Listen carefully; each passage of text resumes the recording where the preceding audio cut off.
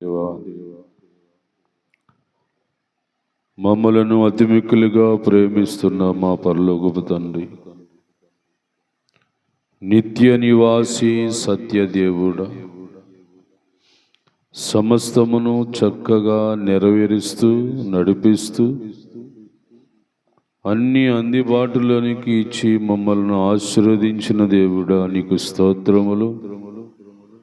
నువ్వు చేసిన మేలులన్నిటికీ మేము నిండి హృదయముతో నిండి మనసుతో కృతజ్ఞతాస్తుతులు చెల్లిస్తూ ఉన్నాము తండ్రి.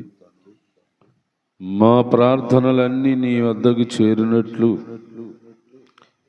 మధ్యలో ఆటంకమేమీ లేకుండా సరాసరిగా నాయనా నీ చెవులకు వినబడినట్లు మాకు గొప్ప మేలు జరుగునట్లు ఈ దిన ఆదివారం ఆరాధనంతా క్రమముగా జరుగునట్లు, పాటలు వాక్య పరిచర్య అంతా కూడా చక్రంగా క్రమముగా జరుగునట్లుగా కృప చూపి నీకు మాత్రమే మహిమ ఘనత ప్రభావములు కలుగునట్లుగా మేము చేసే స్తుతి ఆరాధనంతా కూడా ఆశీర్వదకరముగా మార్చమని, అందుకు ప్రజలు సిద్ధపడి త్వరగా నీ సన్నిధికి వచ్చినట్లుగా అందరినీ మీరే నడిపించి దీవించి ఆశీర్వదించి నీ నామానికి మహిమ తెచ్చుకోమని యేసు నామమున అడిగి ప్రార్థన చేస్తున్నాను తండ్రి. ఆమేన్. ఆమేన్.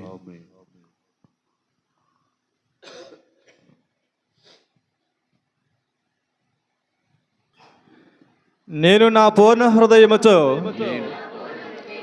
నీకు కృతజ్ఞతాస్తుతులు చెల్లించుచున్నాను. దేవతల ఎదుట నిన్ను కీర్తించెదను. నీ పరిశుద్ధాలయము తట్టు నేను నమస్కారము చేయుచున్నాను. నీ నామమంతటి కంటే నీవిచ్చిన వాక్యమును నీవు గొప్ప చేసి ఉన్నావు. నీ కృపా సత్యములను బట్టి నీ నామమునకు కృతజ్ఞతాస్తుతులు నేను చెల్లించెదను. నేను మొరపెట్టిన దినమున నీవు నాకు ఉత్తరం ఇచ్చితివి. నా ప్రాణములో త్రాణ పుట్టించి నన్ను ధైర్యపరిచితివి. యెహోవా, భూరాజులందరూ నీవు సెలవిచ్చిన మాట విని నీకు కృతజ్ఞతాస్తుతులు చెల్లించెదరు. యెహోవా మహాప్రభావము గలవాడని వారు యెహోవా మార్గములను గూర్చి గానము చేసేదరు. యెహోవా మహోన్నతుడైనను ఆయన దీనులను లక్ష్యపెట్టును. ఆయన దూరము నుండి గర్విష్ఠులను బాగుగా ఎరుగును. నేను ఆపదలలో చిక్కబడి ఉన్నను, నీవు నన్ను బ్రతికించెదవు. నా శత్రువుల కోపము నుండి నన్ను రక్షించుటకై నీవు నీ చెయ్యి చాపెదవు. నీ కుడి చెయ్యి నన్ను రక్షించును. యెహోవా నా పక్షమున కార్యము సఫలము చేయును. యెహోవా నీ కృప నిరంతరము ఉండును. నీ చేతి కార్యములను విడిచిపెట్టకము. ఆమేన్.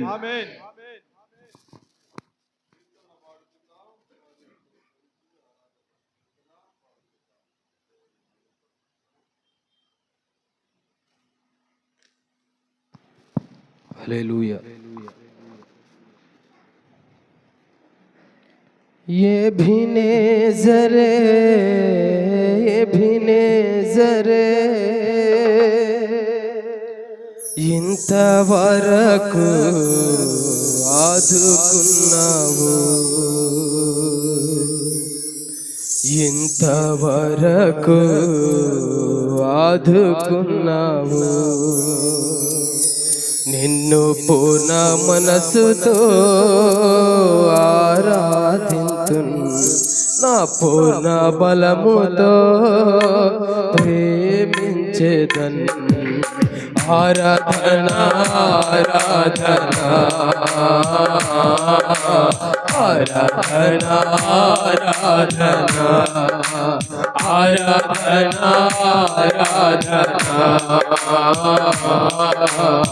ఆరాధన ఆరాధన ప్రేమించేదన్ అధికముగా ఆరాధింతున్. ఆశక్తితో ప్రేమించేదన్ అధికముగా ఆరాధింతున్. ఆశక్తితో నిన్ను పూర్ణ మనసుతో ఆరాధింతున్. నిన్ను పూర్ణ బలముతో ప్రేమించేదన్. నిన్ను పూర్ణ మనసుతో ఆరాధింతున్. నిన్ను పూర్ణ బలముతో ప్రేమించేదన్. ఆరాధన ఆరాధన ఆరాధన ఆరాధన ఆరాధన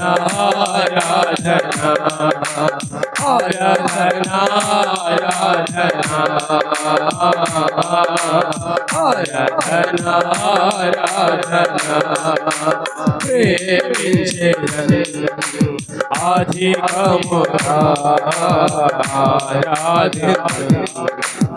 ఆశక్తితో ప్రేమించేదన్ అధికముగా ఆరాధింతున్. ఆశక్తితో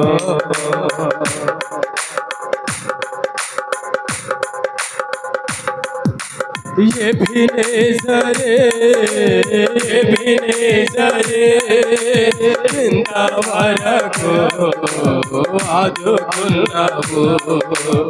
ఎబినేజరే ఎబినేజరే ఇంతవరకు ఆదుకున్నావు. నన్ను ఇంతవరకు నీవాదుకున్నావు.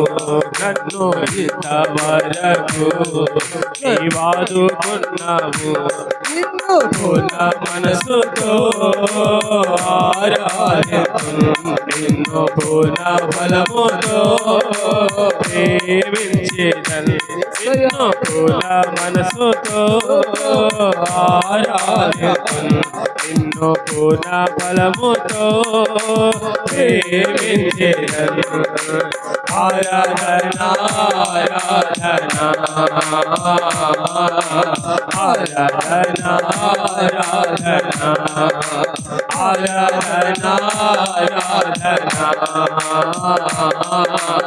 ఆరాధన ఆరాధన ప్రేమించేదన్ అధికముగా ఆరాధింతున్. ఆశక్తితో ప్రేమించేదన్ అధికముగా ఆరాధింతున్. ఆశక్తితో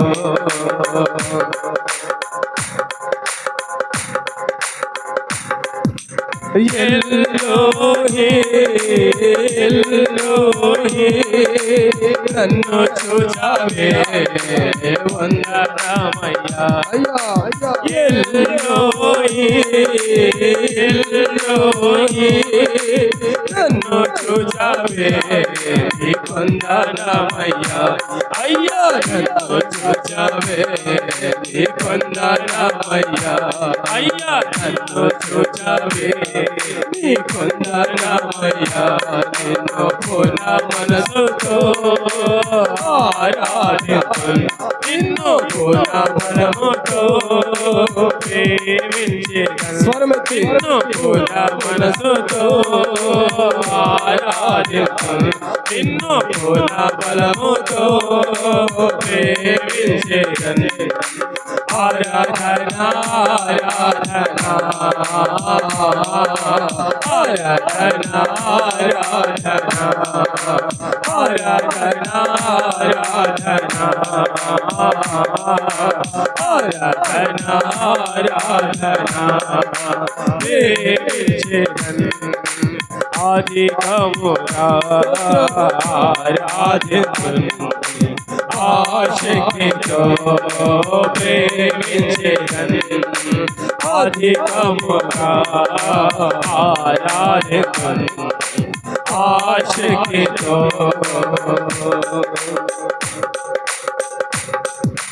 యెహోవా రబ్బా యెహోవా రబ్బా స్వస్థపరచవే నీ వందనమయ్యా యెహోవా రబ్బా యెహోవా రబ్బా స్వస్థపరచవే నీ వందనమయ్యా అయ్యా స్వస్థపరచవే నీ వందనమయ్యా అయ్యా స్వస్థపరచవే నీ వందనమయ్యా నిన్ను పూర్ణ మనసుతో ఆరాధింతును నిన్ను పూర్ణ బలముతో ప్రేమించెదను నిన్ను పూర్ణ మనసుతో ఆరాధింతును నిన్ను పూర్ణ బలముతో ప్రేమించెదను ఆరాధనా ఆరాధనా ఆరాధనా ఆరాధనా ఆరాధనా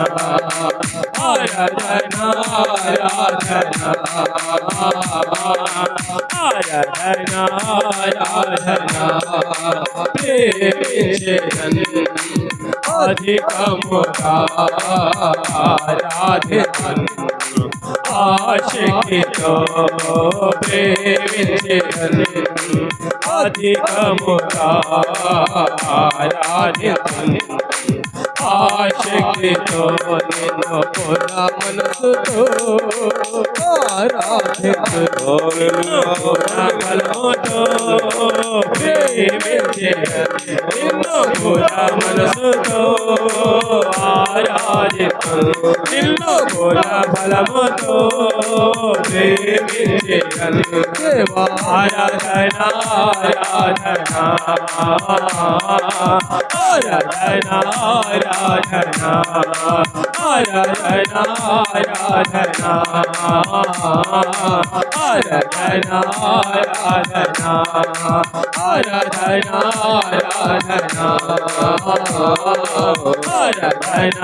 ఆరాధనా ఆరాధనా ఆరాధనా ఆరాధనా ఆరాధనా ఆరాధనా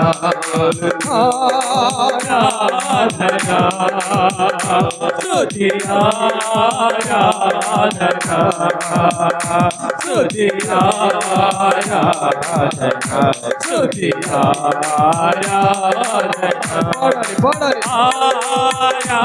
ఆరాధనా స్తుతి ఆరాధనా స్తుతి ఆరాధనా స్తుతి ఆరాధనా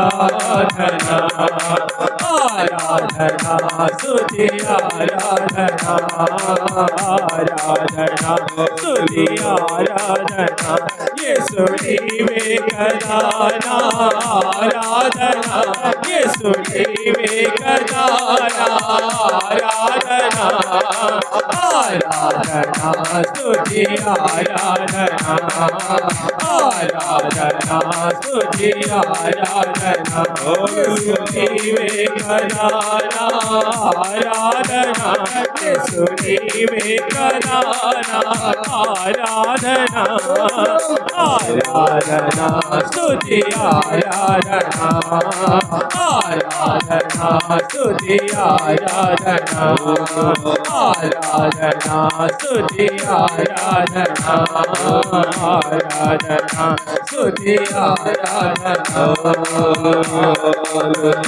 స్తుతి హల్లెలూయా హల్లెలూయా హల్లెలూయా హల్లెలూయా స్తోత్రం యెహోవా రబ్బా యెహోవా రబ్బా స్తోత్రం స్వస్థపరచవే ఈ కొందనం స్వరమెత్తి యెహోవా రఫా యెహోవా రఫా స్వస్థపరచవే ఈ కొందనమయ్యా నన్ను స్వస్థపరచవే ఈ కొందనమయ్యా నన్ను స్వస్థపరచవే ఈ కొందనమయ్యా నిన్ను పూర్ణ మనసుతో ఆరాధింతున్ నిన్ను పూర్ణ బలముతో ప్రేమించేదన్ నిన్ను పూర్ణ మనసుతో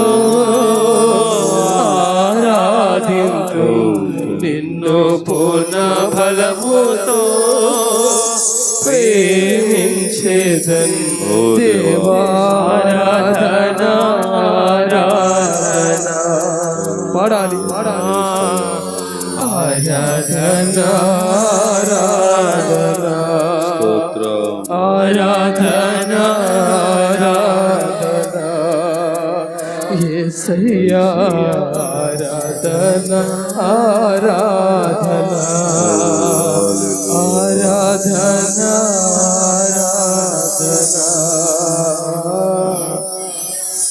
ఆరాధన ఆరాధన చెప్పండి హల్లెలూయా హల్లెలూయా స్తోత్రం స్తోత్రం స్తోత్రం దేవునికే మహిమ దేవునికే ఘనత దేవునికే ప్రభావములు కలుగునట్లుగా మన స్తుతి ఆరాధనలు అన్ని దేవునికే సమర్పణ చేసుకుందాము. ప్రార్థన అందరం కలిసి ప్రార్థన చేసుకుందాం. దేవుడు ఈ దినము నీతో నాతో మనందరితో మాట్లాడాలి. దేవుడు మాట్లాడితేనే నీకైనా నాకైనా ఎవరికైనా మేలు. ఆ మేలు కలిగే మాట ఏమిటి ప్రభువా నాకు తెలియపరచు అని అడగండి దేవుణ్ణి. ఆత్మదేవుడోయా, ఆలోచనలు ఎరిగినవాడవయ్యా, సమస్తమును ముందుగానే తెలుసుకున్నవాడవయ్యా, మనుషులందరితో మాట్లాడుచున్నవాడు నాయనా. మరి ఈ దినము ఈ పరిశుద్ధ ఆలయములో నుండి నీ మాట మాకు కావలసినది. ఎవరికి ఏం అవసరమో అది నువ్వే తెలియపరుస్తావు. కానీ దాన్ని ఆలకించేవారు అర్థము చేసుకునే రీతిలోనే అది ఫలం అవుతుందని చెప్పావు. అలాగా నువ్వు చెప్పే ప్రతి మాటని ప్రభువా అర్థం చేసుకొని అది మా జీవితాల్లో ఫలభరితముగా మేలుకరముగా ఉండుటకు కృప చూపి దయ చూపి నీవే ఈ కార్యమంతను నడిపించమని యేసు నామమున అడుగుచున్నాను తండ్రి, ఆమేన్. కూర్చోండి.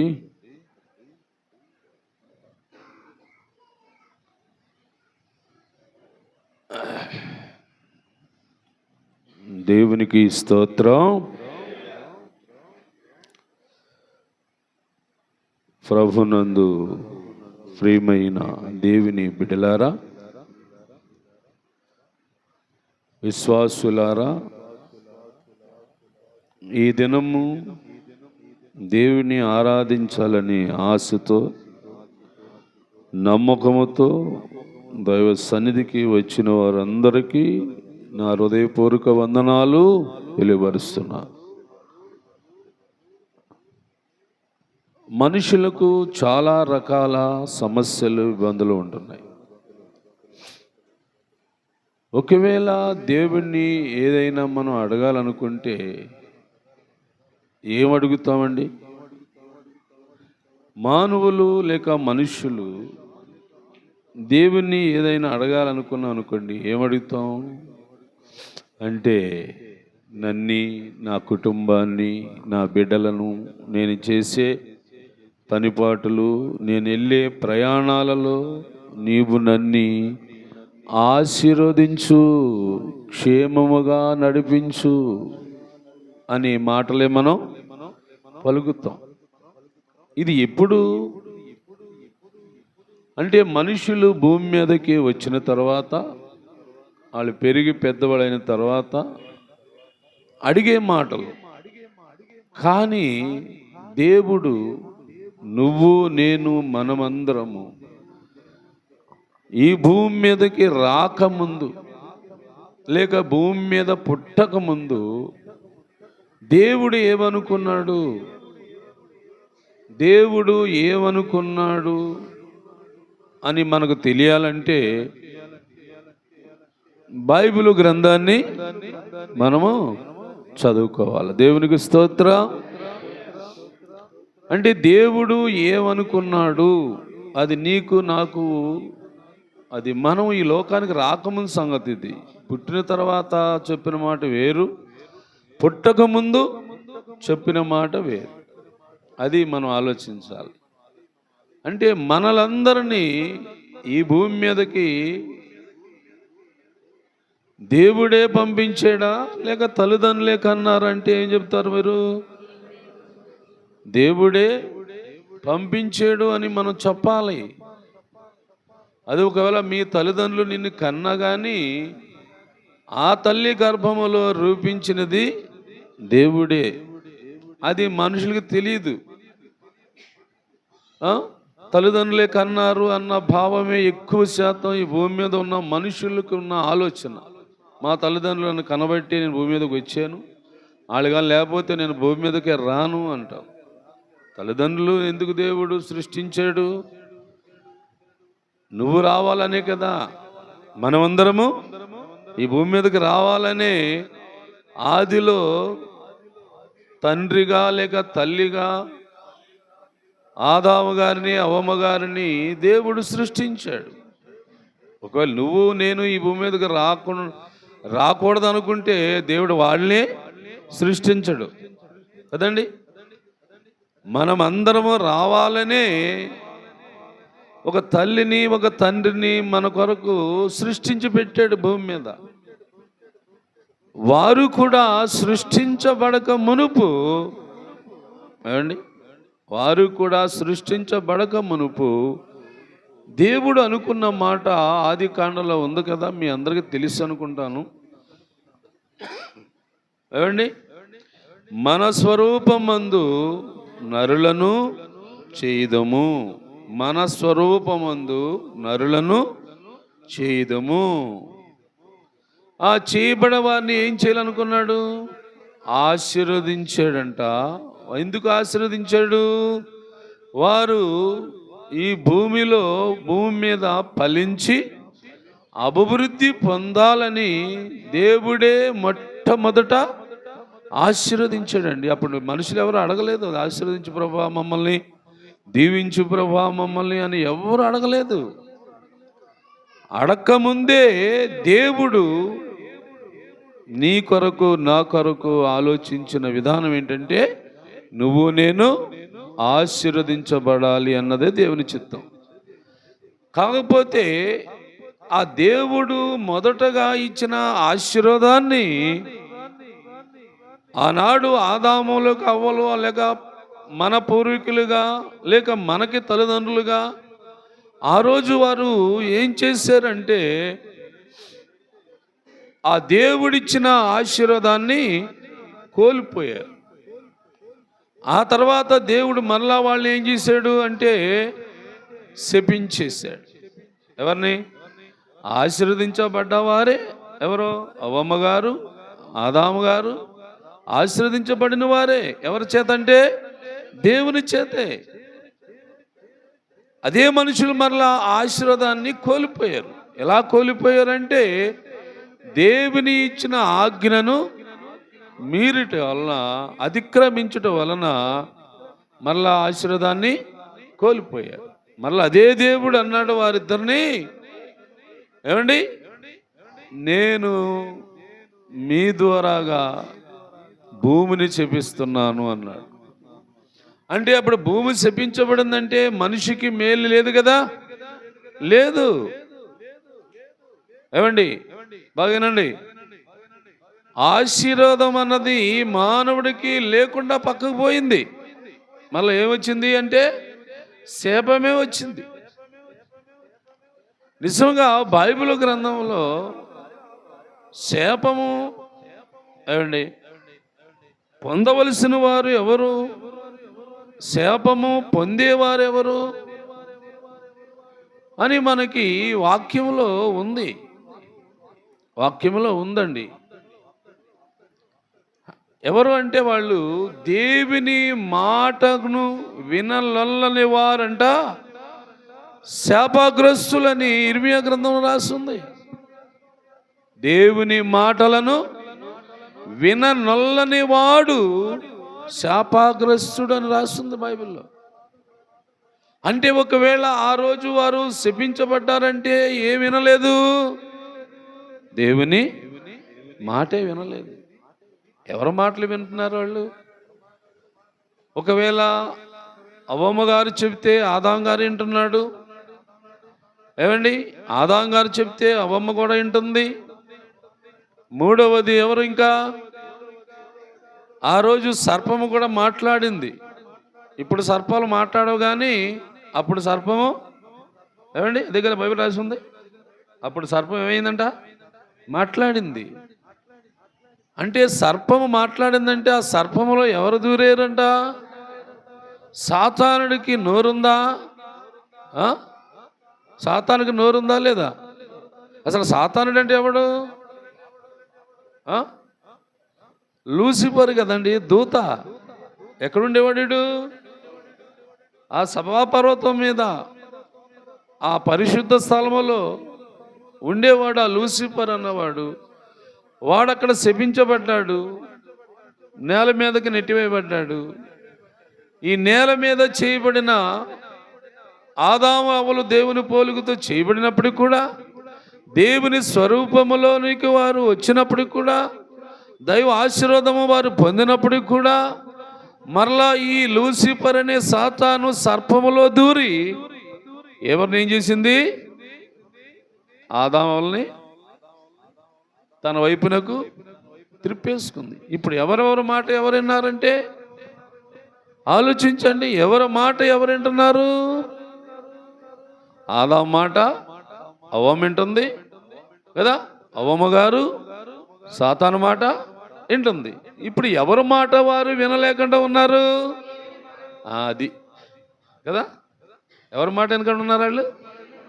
మరి దేవుని మాట వినలని వారు ఏమవుతారు? ఎప్పుడైనా అంతే, ఎప్పుడైనా అంతే, ఎప్పుడైనా అంతే. ఎవరు శాపగ్రస్తులు? ఎవరు శాపగ్రస్తులు అంటే వాళ్ళు ఏమండి దేవుని మాట విననన్నవారు. మరి దేవుని మాట వినేవారు, ఇది మనం ఆలోచించాలి. దేవుని మాటకి లోబడేవారు, దేవుడు చెప్పింది చెప్పినట్లుగా పాటించేవారు. మరలా దేవుడు వారిని ఏమనుకున్నాడు? దీవించాలని అనుకున్నాడు, ఆశీర్వదించాలని అనుకున్నాడు. ఆలోచించండి దేవుని బిడ్డలారా. అందుకే ఈ భూమి మీద పుట్టే మానవులందరికీ ఒక మంచి ఆలోచన ఉండాలన్నాడు. ఏ ఆలోచన అంటే ఈ భూమిని చూడొచ్చు, ఈ భూమి మీద ఉన్న వాటిని చూడొచ్చు. చూడు, చూసిన తర్వాత నీ అభిప్రాయం ఎలా ఉండాలి అంటే అండి ఆ మాట చూడండి. హబక్కూ గ్రంథము 3వ అధ్యాయము 17వ వచనం. హబక్కూ అంటే విశ్వాసం అన్న మాట చూడండి. ఇప్పుడు భూమి వైపు చూశాడు, భూమి మీద ఉన్న చెట్లు చూశాడు, ఏమండి సమస్తమును ఆయన చూశాడు. చూసి ఆయన నిర్ణయించుకొని, ఆయన నిర్ధారణ చేసుకొని, ఆయన నోటంట మాట్లాడే మాట ఏం మాట? అంజూరపు చెట్లు పూయకుండెనను, ద్రాక్ష చెట్లు ఫలింపకపోయినను, ఒలీవ చెట్లు కాపు లేకపోయినను, రాకపోయినను, లేకపోయినను, గమనిస్తున్నారా దేవుని బిడ్డలారా? ఎవరి యందు ఆనందిస్తాడంట? ఎందుకు? భూమి ఉంది కదా, చెట్లు ఉన్నాయి కదా, పశువులు ఉన్నాయి కదా, ఉన్నాయి. కానీ ఉన్న వాటిని ఆయన ఏమంటున్నాడు? లేకపోయినను, రాకపోయినను, పువ్వులు పూయకపోయినను, ఏమండి, కాపు అంటే ఇలాగ ఎవరంటారండి? అన్నీ లేకపోయినను పర్వాలేదు అంటారు. ఎవడన్నా ఉంటారు అలాంటి వాళ్ళు? ఉండరు. వెంటనే మొదలు పెడతాం, అది కావాలి ప్రభా, అది కావాలి నాయన, ఇది కావాలి నాయన అని మనం అడుగుతూ ఉంటాం ప్రార్థన చేసేటప్పుడల్లా, ఏమండి. కానీ ఈ వాక్యములో ఈ అబాక్కు అన్న అతన దేవుని గురించి పరిపూర్ణంగా తెలుసుకున్నవాడై, ఏమండి, దేవుని గురించి పరిపూర్ణముగా ఎరిగిన వాడై ఆయన యొక్క అభిప్రాయము తెలియపరుస్తున్నాడు. లేకపోయినా పర్వాలేదు, రాకపోయినా పర్వాలేదు. ఏం చేస్తున్నాడు ఇప్పుడు ఈయన? దేవుని యందే. ఎందుకని ఆయన అలాగా నిర్ణయించుకున్నారంటారు?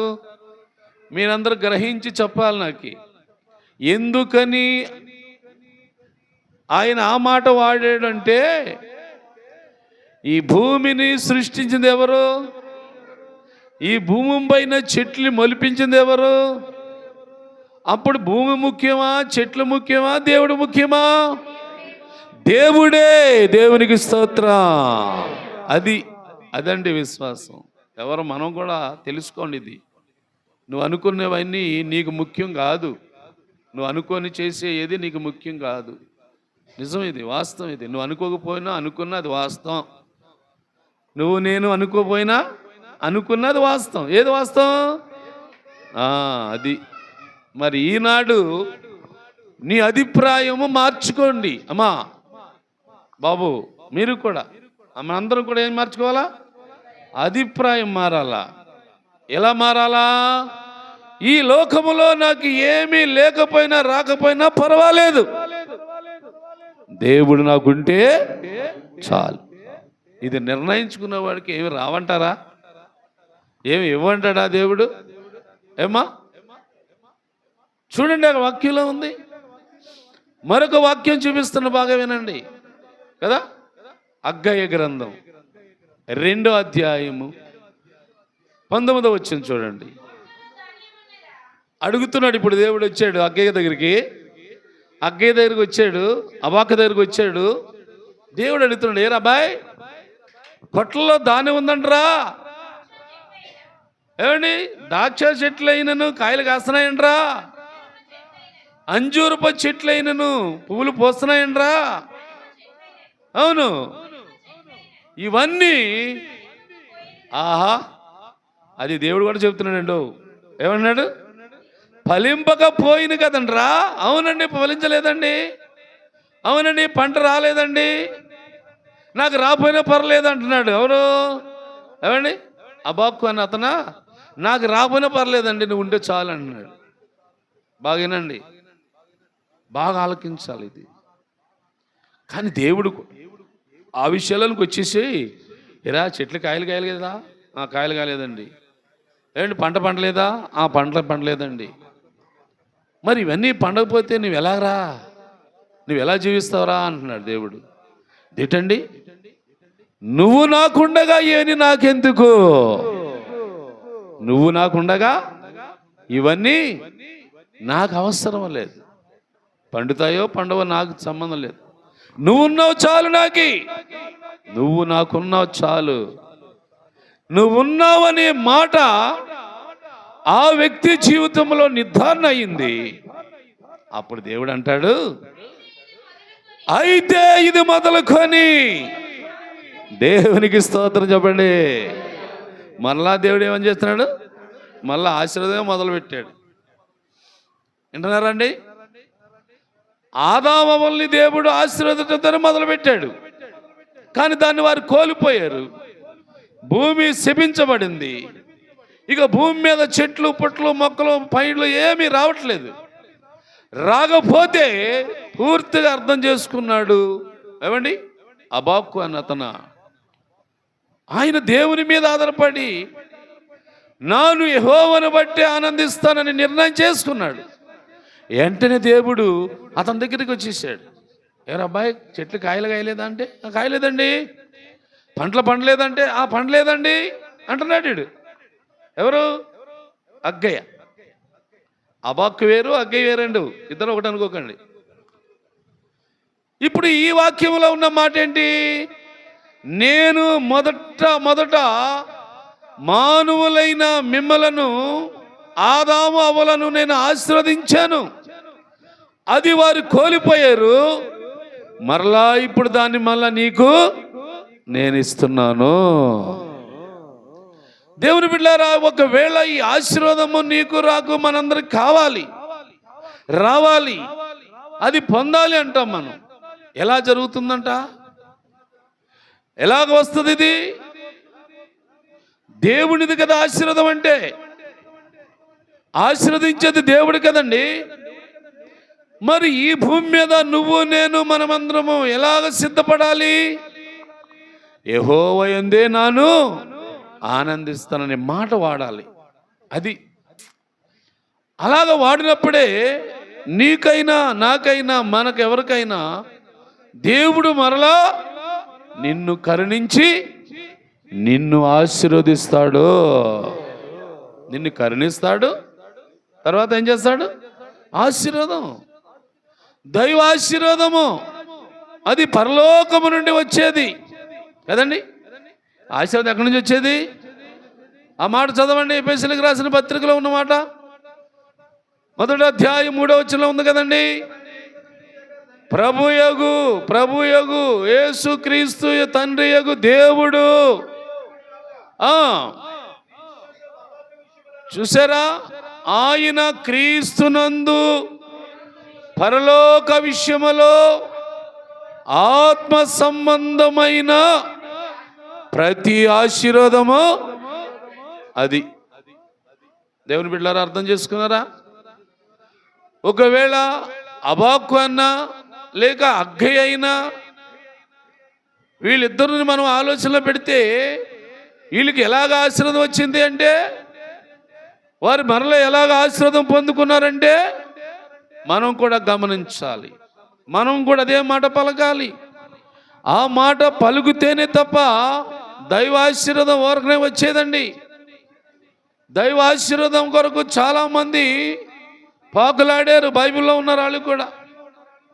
దైవన దీవెన పొందుకోవాలని పొర్లాడారు, ఉపవాసాలు ఉన్నారు, కన్నీళ్ళు గార్చి ప్రార్థనలు కూడా చేశారు. కానీ రాలేదు వాళ్ళకి, వారు పొందుకోలేకపోయారు.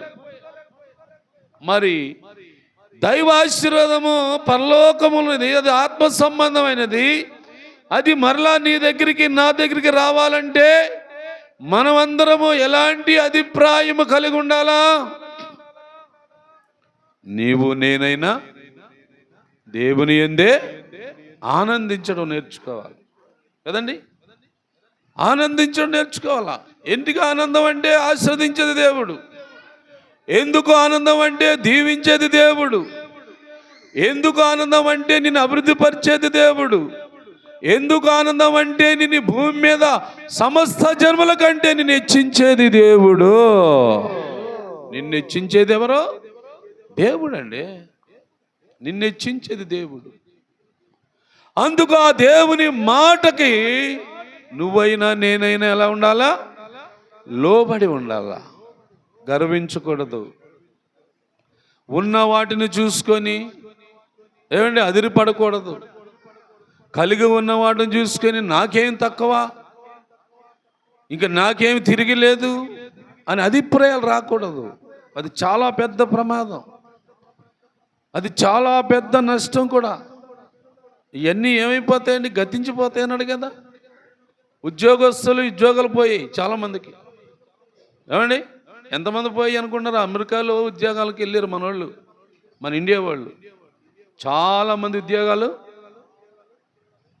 దేవుడు మనం బయలుదేరి వస్తున్నారు మళ్ళీ. ఇప్పుడు ఇంకా జరుగుతుంది, ఇంకా చాలా ఘోరం జరుగుతుంది. పెద్ద పెద్ద వ్యాపారస్తులండి, పెద్ద పెద్ద వ్యాపారస్తులు మట్టి కలిసిపోయారు.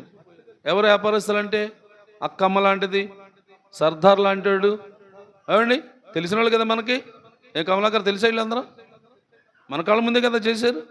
బుచ్చాలి బుచ్చాలి బుచ్చాలి మీకు తెలియదు, మన వాళ్ళు తెలిసి పెద్దోళ్ళకి. వీళ్ళందరూ పెద్ద వ్యాపారస్తులండి. ఏమైపోయారు వీళ్ళు? మట్టి కలిసిపోయారు. ఇప్పుడు వాళ్ళ గుర్తు లేదు, వాళ్ళ పేర్లు లేవు, వాళ్ళ ఊరు లేవు, వాళ్ళ మనుషులు లేరు. పోయిందంతా పోయింది. ఐస్పేటలు కట్టించారు పెద్ద పెద్ద. అవునా? ఏది ఎక్కడుంది వీళ్ళ దగ్గర? వీళ్ళందరూ నాకు తెలిసిన వాళ్ళండి. మా అప్పుడు చేపల వ్యాపారం చేసినప్పుడు చేపలు కొనేవాళ్ళు వాళ్ళంతా పెద్ద బిజినెస్ మ్యాన్ వాళ్ళు. ఇంకా చెప్పనా, ఇంకా చాలామంది మనవాళ్ళు ఇప్పుడు కాలంలో ఎంతమంది మట్టి కలిసిపోయారు. ఇప్పుడు డబ్బులు కొడకుండా జంపింగ్. ఏమంటే వ్యాపారం లాస్, పంపించలేదు డబ్బులు అనేవాళ్ళు లేరా? ఉన్నారు. అదిరి పడకండి, ఎగిరి పడకండి, కాలర్లు ఎగరాయకండి. దేవుని బిడ్డలారా, అది మంచిది కాదు. ఏదైనా ఎంతున్నా, ఎంత సంపాదించుకున్నా, నువ్వు నేను మనం అందరం ఎలా ఉండాలా? దేవునికి లోబడాలా. రెండవది తగ్గించుకొనే జీవించాలి. ఏమండి అది బైబిల్లో ఉంది కదా, అవునా? తనకు తాను తగ్గించుకునే వారిని దేవుడు ఏం చేస్తాడు తెలుసు కదా మీ అందరికీ. మరి తగ్గించుకున్నావా? ఆలోచించాలి. అదిరెదిరి పడిపోతున్నారు కదా మాటలు, విస్తారంగా ఇష్టం వచ్చినట్లేగా. ఎందుకు ఆ మాటలు, ఎందుకు ఆ భావాలు? ఏం చేయగలుగుతాం, ఏమి సాధించగలుగుతామండి?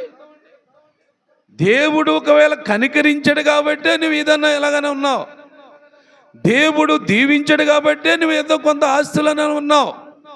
మరి ఆయన ఆ పని చేయకపోతే, ఆయన అలా కనికరించకపోతే నీకు ఉందా అభివృద్ధి? లేదు, పోతుంది. ఈ భూ సంబంధమైన ఆస్తులు అంతస్తులు పోతాయండి బాబు, పోతాయి. చాలామంది పోయారు. అలా కాదు, నువ్వైనా నేనైనా ఏమి లేకపోయినా పర్లేదు, ఏమున్నా పర్వాలేదు, మన మనసంతా ఎక్కడ ఉండాలి? దేవుని మీద ఉండాలి. అది అందుకు దేవుని బిడ్డలారా, బైబిల్ గ్రంథములో చాలామంది దేవుని పట్ల వారికి ఉన్న ఆసక్తిని బట్టి వారు జీవించారు. అది మనం కొంత బైబిల్ గ్రంథంలో చూద్దాం. ఏమండి ఒక మాట చూడండి. అపొస్తలుల కార్యముల గ్రంథము 14వ అధ్యాయము 3వ వచనము చదవండి. దేవునికి స్తోత్రం చెప్పండి. ఎవరిని అనుకోనంట? వాళ్ళకి అమ్మా బాబు లేరా? ఏమండి భార్య పిల్లలు అన్నదమ్ములు లేరా? ఉన్నారు. కానీ వారి ఆలోచన, వారి విధానము, లేక వారు నిర్ణయం చేసుకున్న విధానం చూడండి. ఎవరి మీద ఆనుకున్నారంట? ప్రభువుని ఆనుకున్నారంటండి. ఎవరు వీళ్ళు? వల్లు తెప్పలు బోట్లు అన్నీ ఉన్నవాళ్ళు. ఏమంటే సముద్రంలో చేపలన్నింటినీ దేవుకొచ్చి దిబ్బని అమ్ముకునేవారు. అన్నీ చూశారు, అన్నిటినీ ఏమండి కళ్ళతో చూశారు. చూసిన తర్వాత వారు అనుకునే మాట ఏంటి? వారు ఏమనుకున్నారండి? మన వాక్యలో చూస్తున్నాం, వారు ప్రభు మీద ఆనుకున్నారంట, దేవుని మీద ఆశ పెట్టుకున్నారంట. దేవుని మీద ఆశ పెట్టుకున్న వారికి దేవుడు ఏమిచ్చాడు? దేవునికి స్తోత్రం. ఏమిచ్చాడంట? ధైర్యము. ధైర్యం అండి. ఈ లోక అలజడలు, ఈ లోక సంబంధమైన దుష్టుడు, ఈ లోకమైన పరిస్థితులు, భూమి లోకములో అంతా కూడా తారుమారైనా సరే వీళ్ళందరూ కూడా ఎవరి మీద అనుకున్నారంట? ప్రభు మీద అంటండి. ఎవరు వీళ్ళు అంటే పేర్లు చెప్పచ్చు. అపోస్తలులు అంటారు వాళ్ళని, లేకపోతే సామాన్యంగా చెప్పచ్చు చేపలు పట్టుకునేవారు అంటారు వాళ్ళని కదా. ఎవరు వీళ్ళు? చేపలు పట్టుకునేవారు అనొచ్చు. మొట్టమొదటి పేరు అదే వాళ్ళది, చేపలు పట్టుకునేవారిని యేసుప్రభు పిలుచుకున్నప్పుడు వారు యేసుప్రభు వెనకాల వచ్చేసారు. యేసు ప్రభు మీద వారు ఆశ పెట్టుకున్నారు. ఏమని? ఎందుకనండి? యేసు ప్రభు మీద ఆశ పెట్టుకుంటే ఏంటి లాభము? ఏటాడుకోవాలి కదా, బోట్ల వల్ల ఉన్నాయి కదా, సముద్రం అక్కడే ఉంది కదా, సముద్రంలో చేపల రైలు ఉన్నాయి కదా. ఎందుకని అన్ని విడిచిపెట్టి యేసు ప్రభు మీద ఆనుకోవచ్చింది? ఇది మనం ఆలోచించాల, ఇది మనం గ్రహించాల.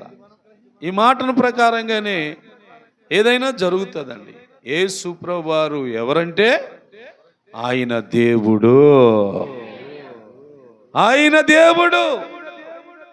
యేసు ప్రభు వారు లేకుండా ఈ భూలోకం ఉందా? లేదు. అందుకని వారు గ్రహించి మనకి సముద్రము కాదు, చేపలు కాదు, భూమి కాదు, నేల కాదు, ఏంటి నాకు కావాలి? ప్రభువు నాకు కావాలి. యేసు ప్రభు నాకు దేవుడు. నేను అందుకే ఆయన మీద ఆశ పెట్టుకుంటా. ఆశ పెట్టుకున్న వారికి దేవుడు ఏమిచ్చాడు? ధైర్యం ఇచ్చాడండి, బలం ఇచ్చాడండి, ధైర్యశాలి. ఏమండి? ధైర్యమే నిన్ను నడిపిస్తుంది. ఈ ధైర్యం ఇచ్చేది ఎవరు? దేవుడు.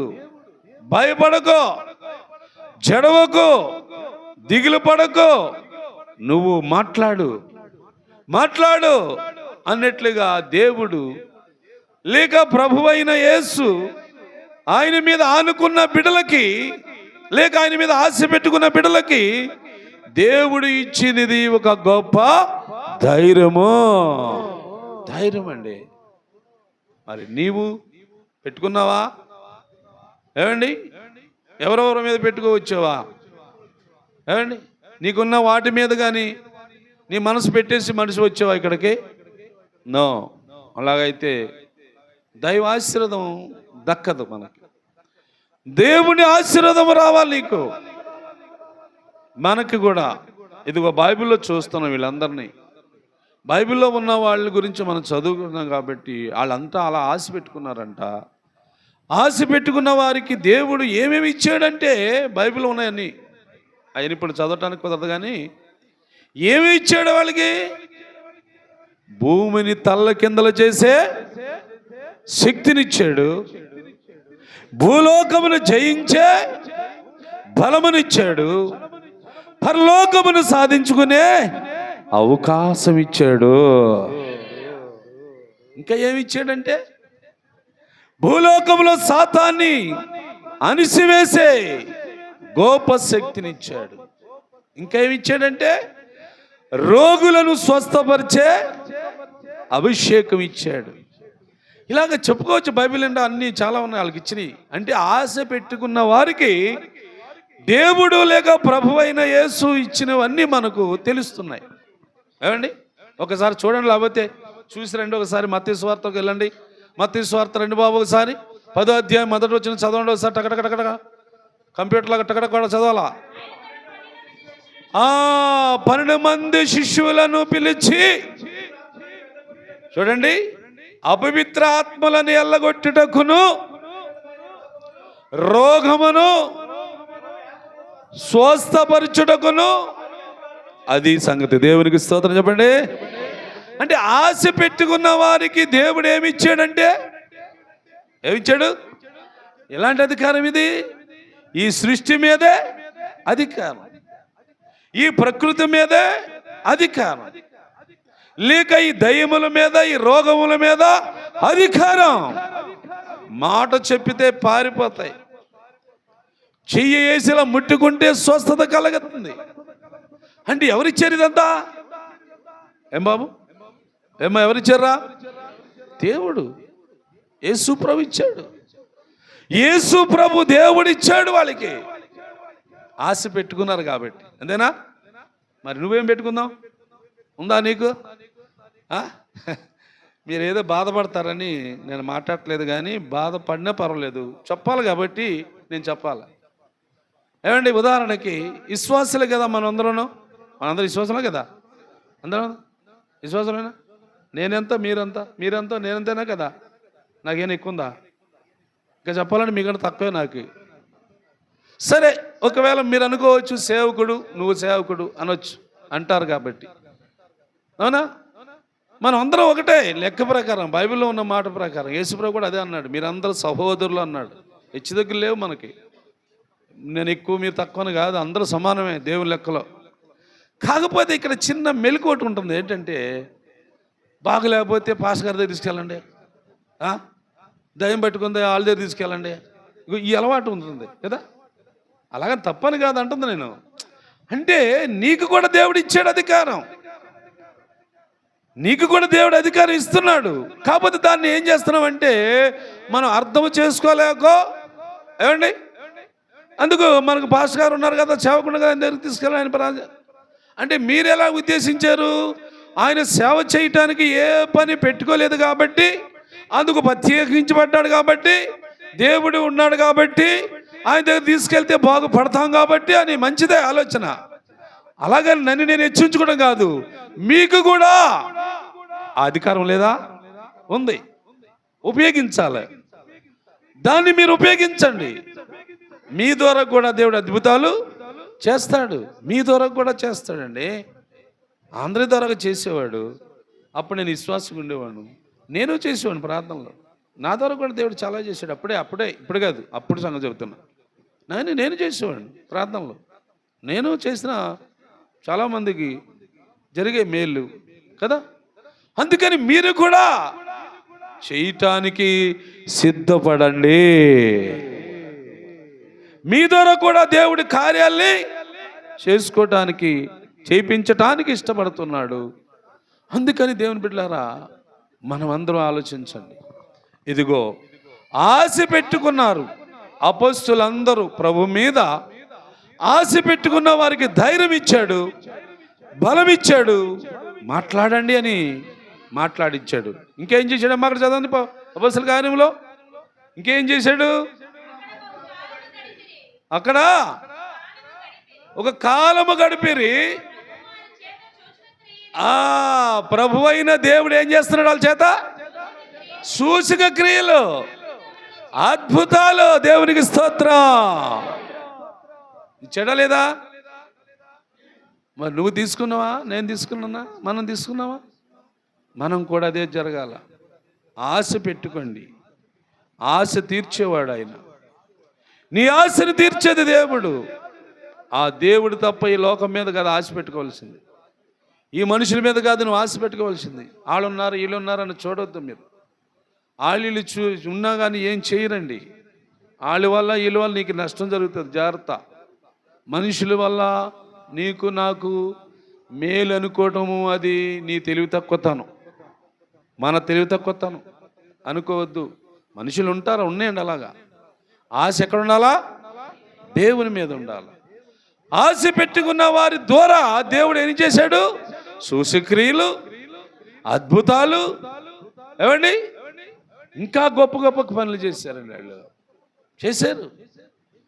సూచక్రియ అంటే, అద్భుతం అంటే ఏమండి? దేవుని బిడ్డలారా, మీరు ఆలోచించుకుంటే మనకి సూచక్రియ అన్న దాన్ని ఒక మాటగా నేను బైబిల్లో చూపిస్తాను. అది యోహాను సువార్తలో ఉంది కదా.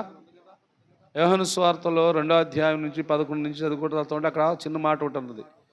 యేసు ప్రభువారంట నీళ్లను ద్రాక్షరసముగా మార్చాడు. అది చూశారంట అక్కడ ఉన్న వాళ్ళందరూ. చూసిన వారందరూ ఏం చేశారు? యేసు ప్రభునందు అదేం క్రియ? అది సూచక్రియ. అంటే నీళ్ళు అక్కడ ఉన్నాయి, ఆ నీళ్ళలో మధురాతి మధుర అనుభూతిని కలిగించటమే సూచక క్రియ. ఇప్పుడు ఆ సూచక్రియ ఎవరు చేశారని బైబిల్ చదవరు మీరు? ప్రభు మీద ఆశ పెట్టుకొని ఆనుకొని ఉన్న అపొస్తలులందరూ సూచక్రియ చేశారు. దేవునికి స్తోత్రం. సూచక్రియ అంటే కనిపించేది నీళ్ళే కదా. ఆ నీళ్ళల్లో మధురమైన అనుభూతి వస్తుంది. చూడటానికైతే నీళ్ళే, కానీ ఆ నీళ్ళలో దాగి ఉంది ఒక మర్మం, రుచి, ఒక మంచి అనుభూతి కలిగింది. అది సూచక్రియ. అది అపొస్తలుల ద్వారా కూడా దేవుడు చేశాడు. ప్రభు చేశాడు, ప్రభు చేయించాడు. మరి నీ ద్వారా కూడా చేయించడా? నా ద్వారా కూడా చేయించడా? చేపిస్తాడు. కానీ ఆశ ఎక్కడ ఉండాలా? ఇది గుర్తుపెట్టుకోండి. నీ ఆశ అంతా ప్రభు మీద ఉండాలా, అంతేగాని ఆశ లేకుండా మాత్రం జరగవండి. చేయలేవు. ప్రార్థన చేస్తావు కానీ జరగవు కార్యాలు. ప్రార్థన చేస్తావు, నువ్వు చేస్తావు, నేను చేస్తాను, అందరూ చేస్తాం, కానీ కార్యం జరగదు. ఇక్కడ చూసుకోవాలి మనం. అరే నేను ఇన్నాళ్ళు బట్టి ప్రార్థన చేస్తాను, ఎందుకు నాకు కార్యం జరగట్లేదు అంటే నాది ఏదో మొత్తం మీద ప్రాబ్లం, నాలో ఏదో ఉంది. అంటే ఏంటి ప్రాబ్లము? ఆశ పెట్టుకోకుండా ప్రార్థన కదా, ఆశ పూర్తిగా అనుకోకుండా ప్రార్థన చేస్తాను, అందుకు కార్యం జరగలేదు అని గ్రహించాలి ముందు. మొట్టమొదట మనం నేను తప్పగా ప్రార్థన చేస్తే కార్యం చూడాలి. నేను ప్రభువా నువ్వు జరగాల, ప్రభువా నువ్వు చేయాలా, నేను ప్రార్థన చేస్తాను తండ్రి, నువ్వు సూచక్రియ చేయాలా అని మనం గట్టిగా ప్రభు మీద ఆనుకొని ఆశ పెట్టుకొని చేసినట్లయితే తప్పగా నీ ద్వారాగా ఒక కార్యం దేవుడు చేస్తాడని బైబిల్ గ్రంథంలో ఉంది, బైబిల్లో ఉంది. అందుకని మీరు ఆలోచించండి దేవుని బిడ్డలారా, మనం అందరం ఆలోచించాలి. ఒకటి కదా, ఒక కార్యం చూసాం మనం. దేవుని యొక్క వాక్యాన్ని బట్టి చూద్దాము. ఏమండి, రాజుల 2వ గ్రంథం 2వ వాక్యం చూపిస్తున్నా, 2వ మాట. అంటే మనుషులుగా భూమి మీద ఉన్నాము కానీ మన ఆశ, మన కోరిక, మన మనస్సు ఎక్కడ ఉంటుందో అది మనకు తెలియట్లేదు. అందువల్లనే కొన్ని జాగ్రత్తగా ఆలోచించుకోండి. ఏమండి, రాజుల 2వ గ్రంథము 7వ అధ్యాయము 2వ వచనం చూడండి. 2వ వచనం, అందుకు ఎవరి చేతి మీద రాజు ఆనుకొని ఉండెనో అధిపతి తెరిచినను. ఎవడాడు? చూడండి, ఇక్కడ 2 వ్యక్తులు, ఒకడు రాజు, ఆడ పక్కన ఉన్నవాడు సైన్యాధిపతి. రాజుగారు అయితే ఆశ పెట్టుకొని ఉన్నాడు. ఎవరి మీద? ఏమండి, అక్కడ ఒక సేవకుడు వచ్చి ఒక మాట చెప్తున్నాడండి. నాలాంటి వాడు అనుకోండి, ఓ మాట చెప్తూ ఉంటే ఆ రాజుగారు ఆలకించాడు. ఆ రాజుగారు ఆలకించి ఆశ పెట్టుకున్నాడు. కానీ అక్కడ ఇంకొకడు ఉన్నాడు, ఆడు సైన్యాధిపతి. ఏమండి, వాడు అంటున్నాడు, ఆకాశము ఇప్పుడు కిటికీలు తెరిచి అలాగా జరుగునా? దైవజనుడికి చెప్పాడంటండి. దైవజనుడికి వ్యతిరేకించాడు. ఊరికవే చెప్పావు కానీ మేము చేయలేదా ప్రార్థన? మేము కూడా ప్రార్థన చేస్తున్నాం కదా, ఇప్పుడు ఎలా వచ్చేస్తుంది? ఎండాకాలంలో వర్షం కురమంటే ఎలా గుర్తుంది అన్నట్లుగా వాడు కొంచెం భేదాభిప్రాయాన్ని వ్యక్తపరిచాడండి. కానీ దేవుని మీద ఆనుకొని ఆశ పెట్టుకునేది ఎవడు? రాజు. రాజండి దేవుని మీద ఆశ పెట్టుకున్నాడు, దేవుని మీద ఆనుకున్నాడు. కానీ సైన్యాధిపతి అన్నవాడు ఒకడు ఆ మాటని పక్క తిప్పేస్తున్నాడు. తిప్పినా సరే కానీ, రబాయ్ నువ్వు నమ్మినా నమ్మకపోయినా నేను ప్రకటిస్తున్న దేవుడి కార్యము చేస్తాడు రా అని చెప్పేశాడు. నువ్వు నమ్మితే నమ్ము, లేదు పో. నువ్వు అన్న మాటలను బట్టి దేవుడు ఏం చేయడు. నేను ప్రకటిస్తున్న దేవుడు అంత గొప్పవాడు. ఆయన భూమి మీదకి ఆయన అనుకుంటే ఇప్పటికిప్పుడే పంటలు పండునిస్తాడు. ఇప్పటికిప్పుడే ధాన్యము పంట పండి నీ దగ్గరికి రావటానికి ఆజ్ఞాపిస్తాడు అన్నట్లుగా ఆ సేవకుడు చెప్పేశాడు. ఈ మాటలన్నీ ఆయన వింటున్నాడు. రాజు ఆశ పెట్టేసుకున్నాడు దేవుని మీద. ఆశ పెట్టుకున్న తర్వాత ఏం జరిగిందో చూస్తారా? ఆ తర్వాత చదువు బాబు. అంతడు కానీ చెప్పాను గుమ్మమునొద్ద. చూడండి, ఇక్కడ కార్యం జరగబోతుంది. జాగ్రత్త వినాలి మీరు. ఈ మీటర్ అంతా గొప్ప ఎక్కువ ఉందని కూడా చదవటే టైం ఎక్కువైపోతుంది. సింపుల్గా నేను చెప్తాను, బాగా వినండి. ఆ ఊరికి ఆ ఊర్లో వాళ్ళే కుష్ఠరోగులు ఊరు బయట ఉండేవాళ్ళు. వాళ్ళకి బాగా ఆకలేసి ఊర్లో ఏదైనా దొరికితేదని వచ్చారు. ఊర్లోకి వస్తే కరువు ఉంది, పేదరికం ఉంది. అయితే ఈ దైవజనుడు వచ్చి రాజు చెప్పాడు. రాజువారు దేవుని మీద ఆనుకున్నాడు, ఆశ పెట్టుకున్నాడు. ఈ నలుగురు కుష్ఠరోగులు మన ఊళ్ళోకి వెళ్తే మధ్య ఎందుకురా, అక్కడ చచ్చిపోతాం, ఇలా పోదాం బదు అని దండిపేటలోకి వచ్చారంటండి. దండిపేట అంటే ఈ ఊరి ఎలపల కొంతమంది శత్రువులు ఏమండి ఈ ఊరిని దోచుకోవటానికి రాత్రే గుడారాలు వేసేసారు. తెల్లవారితే చంపేద్దాం వీళ్ళందరూ అన్నట్లుగా వారు ప్లాన్ చేసుకున్నారు. కానీ ఆ టైంలో తెల్లవారింది. ఈ నలుగురు కుష్ఠరోగులు నడిచెళ్తా ఉంటే దేవుడైన యెహోవా ఏం చేశాడు తెలుసా? ఈ నలుగురు కుష్ఠరోగులు నడుస్తున్న నడకనే ఒక ధ్వనిగా పుట్టించాడు. ఒక గొప్ప సైన్యముగా నడిచినట్లుగా వీళ్ళకి శత్రువులకు వినబడుతుంది. ఈ శత్రువులందరూ ఏం చేశారంటే ఈ శబ్దం విన్న తర్వాత వాళ్ళు డేరాలు గుడారాలు విడిచిపెట్టేసి పారిపోయారు. ఈ నలుగురు కుష్ఠరోగులు వెళ్ళి చూస్తే గుడారాల్లో ఆహారం ఉంది. కడుపు నిండా తిన్నారు. వారు డ్రెస్సులు మార్చుకున్నారు, మంచి డ్రెస్సులు వేసుకున్నారు. ఈ వార్త వెళ్ళి త్వరగా మన రాజుకి చెప్పాలా, దేవునికి స్తోత్రం, మన రాజుకి చెప్పాలా అని నలుగురు కుష్ఠరోగులు మళ్ళా రాజు దగ్గరికి వచ్చి, రాజా ఇదిగో పలానా చోట ఆహారము సమృద్ధిగా ఉంది, మన దేశంలో కరువు ఉంది, మన ప్రజలు ఇబ్బంది పడుతున్నారు. ఇప్పుడు నువ్వు మన ప్రజలుగా నీ చెప్తే ఈ మాట మన ప్రజలందరూ వెళ్ళి ఆహారం తింటారు అని ఈ కుష్ఠరోగులు బాగుపడిన తర్వాత వచ్చి చెప్పారు. అప్పుడు రాజుగారు ఏం చేశాడు తెలుసా? ఆ ఊరిలో సాటింపు వేయించాడు. సాటింపు వేయిస్తే ఊరి వారు అప్పటికి ఆకలితో ఉన్నారు కదా. రాజుగారి మాట నిజమే, రాజుగారు చెప్పాడంటే మనకు ఆహారం దొరుకుతుంది అన్నట్లుగా అందరూ ఊర జనమంతా ఇక బయలుదేరి అంటే అప్పుడు ఎలా ఉండేదంటే ఊరి చుట్టూరు గోడ కట్టి ఒకే ద్వారం ఉండేదంట కదా. ఈ జనాలు వెళ్తూ ఉంటే ఇదిగో ఇంత ముందు అన్నాడు కదండి, ఇప్పటికిప్పుడు దేవుడు ఆకాశ కిటికీలు తెరిచి ఆహారం పంపిస్తాడా, ఇది ఎలా జరగదు, ఇది ఎలా చెప్తారు కానీ అని వాడు అబద్ధం కొంచెం మాటని మార్చాడు. కాబట్టి వాడు ఏమైపోయాడు, ఈ జనాలు వెళ్ళి తొక్కించట్లాట్లో వీడేమైపోయాడండి, చచ్చాడు. ఈ జనమంతా వెళ్ళి ఏమండి ఆహార పదార్థాలు సమృద్ధిగా ప్రతి ఒక్కరికి కావలసినంత. అంటే ఇదంతా ఎలా జరిగింది అనుకుంటున్నారు మీరు?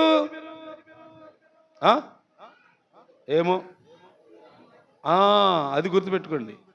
రాజుగారు దేవుని మీద లేక దైవజనుడి మాట మీద ఆశ పెట్టుకొని ఆనుకున్నాడు కాబట్టి ఆ దేశంలో ఉన్న కరువుని దేవుడు తొలగించాడు. దేవుని బిడ్డలారా అర్థం చేసుకోండి. ఒకవేళ నీ పేదవే, నీకు ఇబ్బందులు ఉన్నాయి, నీకు సమస్యలు ఉన్నాయి ఏమండి, అయితే నీ మనసు ఎవరి మీద ఉండాలా? దేవుని మీద ఆనుకోవాలా, దేవుని పైన నువ్వు ఆధారపడిపోవాలా. ఏదేమైనా ప్రభా నువ్వే నాకు అనే నిర్ణయానికి రావాలండి. అప్పుడు నీ పేదరికము, నీ దరిద్రత, నీకున్న ఆకలి, అప్పులు, బాధలు, ఇంకా నీ అనారోగ్య పరిస్థితి ఏదైనా సరే నా దేవుడు నిన్ను స్వస్థపరుస్తాడు. నా దేవుడు నీ కరువుని తీరుస్తాడు. నా దేవుడు నీ పట్ల కార్యము దేవుడు చేస్తాడండి. అందుకని దేవుని బిడ్డలారా అపొస్తలులందరూ ప్రభు మీద ఆనుకున్నారు. అందుకు వారికి ఏమి ఇచ్చాడు దేవుడు? ధైర్యం ఇచ్చాడు, అద్భుతాలు చేపించాడు, సూచక్రియలు చేపించాడు వాళ్ళ చేత. జరిగిందా? ఇప్పుడు ఇగో రాజు ఒక దేశానికి చక్రవర్తి, ప్రజలను పాలించేవాడికి ఇబ్బంది వచ్చింది. దేశం ఏం చేయలేకపోయారు, ప్రజలు ఏం చేయలేకపోయారు, రాజులు సైతం ఏం చేయలేకపోయారు. మళ్ళీ వీళ్ళందరూ కరువు తీరాలంటే ఎవరు చేయాలా? దేవుడే దేవుడే దేవుడే దేవుడు తప్పక చేస్తాడమ్మా. అధైర్యపడకండి, దిగులు పడకండి, దేవుని మీద ఆనుకోండి. నాకు వ్యాపారం ఉంది, నేను పనికి వెళ్తున్నాను, నాకు జాబ్ ఉంది, నాకు వలలు ఉన్నాయి, బోట్లు ఉన్నాయని వీటి మీద ఆధారపడతారు చాలామంది. నేను చూస్తున్నాను కదా, చాలామంది ఎక్కువ వీటి మీద ఆధారపడతారు. ఆ దేవుని తాత్కాలికంగా అలాగా ఏదో అంటే అన్నట్టుగా ఉంటున్నారు చాలామంది చూస్తున్నాను నేను సమాజంలో. వాళ్ళకి అలాగ ఉండకూడదు. పూర్తిగా దేవుని మీద ఆధారపడిపోండి. తర్వాత చేసుకుంటాడు దేవుడు. తర్వాత నీకేం చేయాలో నీకేం ఇవ్వాలో అప్పుడు చూసుకుంటాడు ఆయన. ఏమండి, ఇందా మీరు చదివారు కదా అగ్గయ్య గురించి. లేపన పర్లేదు అన్నాడు ఆయన అబాక్కు. తర్వాత దేవుడు వచ్చి ఇంతో అన్నాడు, లేవరా, లేవు లేవు లేవు లేకపోతే పర్లేదండి, లేకపోతే పర్లేదు అన్నాడు. లేకపోతే పర్లేదు కదరా బాయ్, నేను నిన్ను ఆశీర్వదిస్తున్నాను అన్నాడు కదా. ఎవరితో అండి ఆ పేరు తెలుసా మీకు?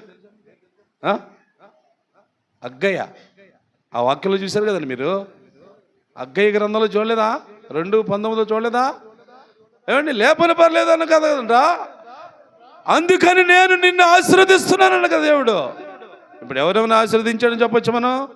రాజుని, ఆ రాజ్యంలో ఉన్న ప్రజల్ని ఆహారం పెట్టి వారిని పోషించుకున్నాడు. ఇబ్బందులతో పోయి పేదరికం పోయింది, అందరూ సర్వ సమృద్ధితో నింపబడ్డారు. ఇది నిజముగా నువ్వు ఆనుకో, నువ్వు ఆయన మీద ఆనుకో. ముందు అది చూసుకో, నువ్వు ఉన్నావా లేదో. అది నా పూర్తిగా అనుకున్నాను లేదని నీకు రావాలి, ఆ మైండ్, ఆ ఆలోచన రావాలి. అలా వచ్చినప్పుడే దైవ కార్యాలు నువ్వు చూడగలుగుతావు. ఏమండి, ఇది రెండవ మాట కదండి. రెండవ మాట. మూడో మాట చూపిస్తాను, జాగ్రత్తగా వినండి. మూడో మాట యెషయా గ్రంథము 26వ అధ్యాయము 3వ వచనం చదవండి. గమనిస్తున్నారా? ఇక్కడ నుంచి చూడండి, వాక్యంలో ఉన్న మాట. ఎవరి మనస్సు అంటే ఇక నువ్వు నేనని కాదు, ఇంక ఎవరు పడితే వాళ్ళకి అవకాశం ఇచ్చాడు దేవుడు. ఎవరి మనస్సు నీ మీద ఆనుకొనునో పూర్ణ శాంతి గలవానిగా కాపాడుదువు. ఏలయనగా విశ్వాసం ఉంచాడు కాబట్టి అతడు కదా. ఏమించాడంట? విశ్వాసం కదండి. పూర్తిగా అనుకున్నాడండి. ప్రభువా, ఈ లోకంలో ఈ భూమి మీద జీవించినంత వరకు నాకు ఏముందో లేదో నేను ఆలోచించను. వీటి గురించి కాదు నా ఆలోచన, నువ్వు నా ఆలోచన, నువ్వు నా తలంపు, నువ్వు నా నిర్ణయం, నువ్వు నా కోరిక, నువ్వు నాకు ఏదైనా నువ్వే అలాగని ఆలోచించండి దేవుని బిడ్డలారా. అప్పుడు దేవుడు ఏం చేస్తాడు? మీ పట్ల, మీ కుటుంబాల పట్ల, మీ వ్యాపారాల పట్ల, మీరు చేసే ప్రయత్నాల పట్ల అద్భుతమైన కార్యము చేస్తాడు కదండి. మీకు మరొక వాక్యం చూపిస్తాను, జాగ్రత్తగానండి. యోనా గ్రంథములో, ఏమండి, యోనా గ్రంథములో దేవుడు చెప్పు పంపించాడు ఒక పట్టణానికి. వెళ్ళాడు యోనా. ఆ ఊర్లోకి వెళ్ళి ఒక మాట చెప్పాడు, ఇంకా 40 దినాలలోగా మీ దేశం అంతా నాశనం అవుతుందంట. ఇది దేవుడు చెప్పాడు అని ప్రకటించేసి పక్కపోయి కూర్చున్నాడు. ఊరు జనం అంతా విన్నారండి. ఊరు జనమంతా విన్నారు. ఊరు ప్రజలందరూ, రాజులు, మంత్రులు, ప్రధానులు అందరూ విన్నారు. సామాన్యులు, స్త్రీలు, పురుషులు, పిల్లలు, తల్లు అందరూ విన్నారు. విన్న తర్వాత వాళ్ళు ఒకటి చేశారండు. ఏమండి, బాగా గమనిస్తున్నారా? ఏం చేశారమ్మా? చదవమ్మా. అప్పుడు నిలివేయ పట్టణస్థులు ఎవరి మీద? దేవుని మీద విశ్వాసం ఉంచారు, దేవుని మీదే ఆశ పెట్టుకున్నారు. ఈ ప్రమాదం ఎవరు తప్పిస్తారు? ఆడు చెప్పాడు, జరుగుతుందా? అలా చెప్పేస్తే జరుగుతుందా? పాస్టర్ అంత గొప్పవాళ్ళ? ఆడే మాట నిలబెట్టుకోకుండా అడిపోయి ఇటుపోయి ఇలా వచ్చాడు మన ఊరు. ఇప్పుడు ఏది ఇటు చెప్పేస్తే అలా జరిగేస్తుందా అనుకున్నారా వాళ్ళు? లేదండి. ఆ మాటని వాళ్ళు వేదవాక్యంగా తీసుకున్నారు. ఇది నిజమేది, ఇది ఖచ్చితమేది. ఎందుకంటే అది దేవుడు చెప్పిన మాట. ఎవరు చెప్పిన మాట? దేవుడు చెప్పిన మాట సేవకుడు చెప్పాడు. అదే మనం అయితే వాళ్ళతో కొట్టేస్తాం. ఎవటా నువ్వు మా ఊరిచ్చి ఇంత క్షేమంగా వాటర్ ఉంటే, ఇంత బాగా వాటర్ ఉంటే, ఇంత బాగా పెరుగుతూ ఉంటే ఇది నాశనం అయిపోతుందని చెప్పిస్తావు. మనతో కొడేస్తాం. సేవకుడిని నోటంటే శపించే మాట రాకూడదంట. ఇదేం శిక్షణో కానీ సేవకుడు అంటాడా? అడిగేం పని ఏమ్మా అంటారా సేవకులు? అంటారు. ఎప్పుడు అంటారు? అది దేవుని వాక్యం ద్వారాగా అంటారు. దేవుని వాక్యంలో ఉంది కాబట్టి ఆ మాట అనాలి, తెలియపరచాలి. తెలియపరిస్తేనే కదా తెలుస్తుంది ప్రజలకి. అంతేగాని సేవకుడు ఏంటి ఇలాగ అంటాడు, ఊరు చెప్పిస్తాడేంటి, ప్రజలు చెప్పిస్తాడేంటి అంటారేంటి? అది తప్పది, నీ తప్పది, నీ అభిప్రాయం తప్పది. నీ వాక్యాన్ని అర్థం చేసుకునే మనసు నీకు లేదు కాబట్టి అలా అంటున్నావు. అలా అనకండి. ఇదిగో యోనా గారు ఏం చెప్పాడు? వెళ్ళి ఇంకో 40 దినాల్లోగా ఏ విధంగా చెప్పాడు బాబు? నాశనం చెప్పాడు కదా, చెప్పాడా లేదా? మరి అలాగ చెప్పకపోతే ఆ మాట వాళ్ళకి తెలుస్తుందా? ఆ మాట వారు తెలియకపోతే వారు దేవుని విశ్వసించుతారా? చెప్పండి. తెలియాలి కదా, ఏదైనా ఏ విషయమైనా తెలియాలి. అది బైబిల్ ద్వారాగా, దేవుని వాక్యం ద్వారాగా మాట్లాడతారు. కానీ ఊరకనే ఎవరు శపించరు. మనిషి శపిస్తే ఎలా మనం శపిస్తామండి? అలాగే దేవుడు పరలోకంలో ఉన్నవాడు, ఆయన ఏం చెప్తే అది చేస్తాడు, ఆయన ద్వారా జరుగుతుంది. ఇదిగో ఇప్పుడు దైవజనుడు వచ్చి ఏమండి ఆ రాజు చెప్పాడు, అయ్యా మీ కొరకు ఆహారం దేవుడు ఇస్తాడు, నువ్వు దేవుని ఆనుకోవాలని చెప్తే మరి ఆహారం వచ్చిందా లేదా? మరి అదే సేవకుడు నిలివే పట్టణం వెళ్ళాడు, నీ పట్టణం నాశనం అవుతుంది అలాగని చెప్పాలా చెప్పకూడదా? చెప్పాలి. చెప్పేశాడు. చెప్తే అప్పుడు ఆ ఊరు వారందరూ కలిసి ఏం చేశారంట? దేవుని మీద విశ్వాసం ఉంచి ఉపవాసము ప్రార్థన చేశారు. అప్పుడు దేవుడు ఏం చేశాడు? ఈ నిలివేవారు తమ చెడు నడతను మానుకున్నారు కనుక చూసి పశ్చాత్తాపపడుటై దేవునికి స్తోత్రం. ఇదండి దేవుని బిడ్డలారా. ఒకవేళ ఊరిలోనూ లేక ఇంటిలోనూ లేక మనసులోనూ దేవునికి వ్యతిరేకమైన ఆలోచనలు ఉండొచ్చు. కానీ నువ్వేం చేయాలా? ప్రభువా, నేను పొరపాటుగా ఆలోచించాను, నేను కొంత నా సొంత నిర్ణయంతో నేను ఆలోచిస్తున్నాను, నేను అనుకుంటున్నాను నేను మంచిదే చెప్తున్నానేమో, నేను మంచి మాట చేస్తున్నాను, మంచి పని చేస్తాను అనుకుంటున్నాను, కానీ అందులో ఏదో దోషం ఉండొచ్చు ప్రభువా, నాకు తెలియట్లేదు, దాంట్లో ఏదో కీడు ఉండొచ్చు ప్రభువా, నాకేమీ అర్థం అవట్లేదు, దయతో నువ్వు క్షమించాలని ప్రభు దగ్గర ఏం చేయాలి మనం? అంతేగాని నేను అంతా పరిశుద్ధం అయిపోయాను, నేను అంతా నీతిమంతురాలే, నేను నాలో ఏ పాపం లేదు, నేను ఏం పాపం చేయట్లేదో అని మాత్రం గర్వించుకో. అది నీకే నష్టం. అది గర్వించారంటే అది ఎవరు గర్విస్తే వాళ్ళకే ఇబ్బంది. అది అవునా? అంతే, ఒప్పుకోవాలి కదండి. బైబిల్ ఉందా మాట? బైబిల్ ఏమనుంది? మన పాపములు మనం ఒప్పుకున్న ఎడల నమ్మదగిన వాడు నీతిమంతుడు గనక మన పాపములన్నిటినీ అది ఒప్పుకుంటేని, ఒప్పుకోకపోతే క్షమిస్తాడా? క్షమించడు. ఒప్పుకోండి. పాపం చేయలేదు అనకండి. పాపం చేస్తున్నావు, ఎలా చేస్తున్నావు చెప్పనా? బైబిల్లో ఉన్నమాట. పాపం ఎలా జరుగుతుందో తెలుసా మీకు? కత్తితో పొడితే పాపం కాదు. వ్యభిచారం చేయలేదు, పాపం చేయలేదు అనుకుంటున్నాను. కత్తితో పొడవలేదు, నేను పాపం చేయలేదు అనుకుంటున్నాను. కాదు కాదు. పాపం అనే మాట సమూయేలు గ్రంథంలో ఉంది. వింటున్నారా? ప్రార్థన చేయటం మానుట వలన అది ఏంటి పాపం? చెప్పండమ్మా, ఏంటి పాపము? ప్రార్థన చేయకపోవటమే. మరి ఎంతమంది ఉన్నారు ఇప్పుడు ప్రార్థన చేయకుండా ఉండేవాళ్ళు? ఎన్నిసార్లు చేశారు ప్రార్థన?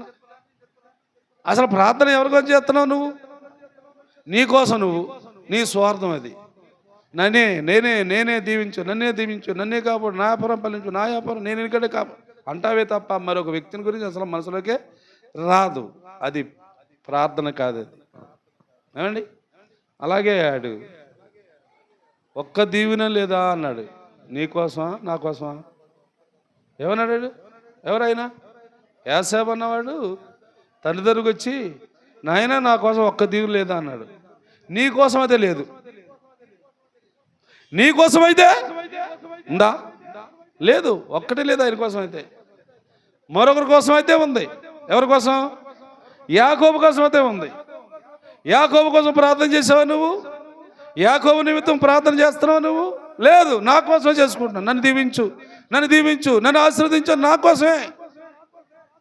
అది చాలా తప్పు, అది చాలా తప్పు. అది బైబిల్ చెబుతుందన్నమాట, బైబిల్లో ఉందన్నమాట. నీ మట్టుకు నువ్వు ప్రార్థన చేసుకోవడం అది నీకు క్షేమము కాదు. ఇతరుల క్షేమము కోరితే అది నీకు దేవుడు మేలు చేస్తాడు. అది మనం అందరం తెలుసుకోండి. చేసేవాళ్ళు ఉండొచ్చు, ఒకవేళ ఎవరైనా చేయలేకపోతే అది పాపం. అలాగని ఇదిగో వాక్యం చెబుతుంది, బైబిల్లో ఉంది. ఇక మీద అలా ఉండకండి. మీరు ఇతరుల కోసం చేయండి, మరొకరి కోసం చేయండి. అప్పుడు దేవుడు మిమ్మల్ని దీవిస్తాడు. దేవుడు మీకు ఇస్తాడు ఆశీర్వాదం. దాని ద్వారాగా నువ్వు నీ కుటుంబము అభివృద్ధి పొందుతారు. ఇదిగో చూడండి, యెషయా గ్రంథంలో ఉంది కదా, ఎవరి మనస్సు నీ మీద ఆనుకొనునో వారందరినీ దేవుడు ఏం చేస్తాడంట? పూర్ణ శాంతి గలవానిగా కాపాడుతున్నాడు. అందుకని దేవుని బిడ్డారా, ఈరోజు మీరున్న మాటలు కొద్ది మాటలు అవ్వచ్చు, కానీ ఆ మాటలో ఉన్న భావము నీకు చాలా మేలు. ఆ మాటల ద్వారా వచ్చే పరలోకము దీవెన, ఆశీర్వాదం నీకు భవిష్యత్తుకు ఉపయోగపడుతుంది. అందుకని ఇన్న మాటలను బట్టి, ఆలకించిన వాక్యమును బట్టి ప్రతి ఒక్కరూ కూడా మంచి ఆలోచన చేయండి, మంచి దేవుని చేత ఆశీర్వదించబడండి. అలాగా మనందరినీ దేవుడు దీవించి నడిపించునుగాక. ఈ వాక్యాన్ని మన ఇరుకుడిలో దేవుడు బలపరచునుగాక. సాక్ష్యాలు ఎవరైనా ఉంటే సిద్ధపడి రండి. సాక్ష్యము చెప్పగలవారు ఎవరైనా ఉంటే రండి.